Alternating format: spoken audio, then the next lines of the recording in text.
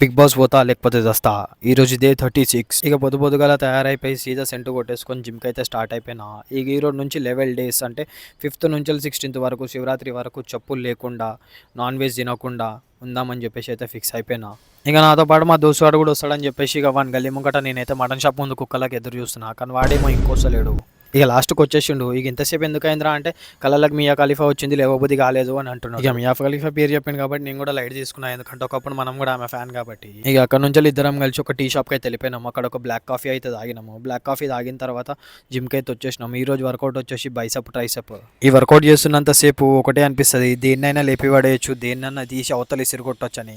కానీ ఇంటికి పోయినాకనే అర్థమవుతుంది కడుక్కోనికి చంపు కూడా లేవట్టలేమని చెప్పేసి అని. ఈ జిమ్ ఏందో బాడీ ఏందో ఈ వర్కౌట్ ఏందో అర్థమవుతలేదు. కానీ ఇంతకు ముందుకు దోమ ఈపులా గరిస్తే మంచిగా గోక్కుంటుండే, ఇప్పుడు ఈపు దాకా చేయబోవాలంటేనే చాలా కష్టం అవుతుంది గోక్కోనికే. ఇక జిమ్ అయితే అయిపోయింది. ఇంటికి వచ్చేసి షర్ట్ ఇప్పేసి సీదా బాడీ అయితే ఫ్లెక్స్ చేసేసిన, చేసుకొని స్నానం చేసేసుకొని సీదా గుడికి అయితే వెళ్ళిపోయినా. ఇక చెప్పినా కదా ఈ రోజు నుంచి అయితే 11 డేస్ దీక్షలు ఉంటున్నా అని చెప్పేసి అని. గుడికి వెళ్ళేసి దేవుణ్ణి అయితే మొక్కేసిన, బొట్టు పెట్టేసుకున్నా.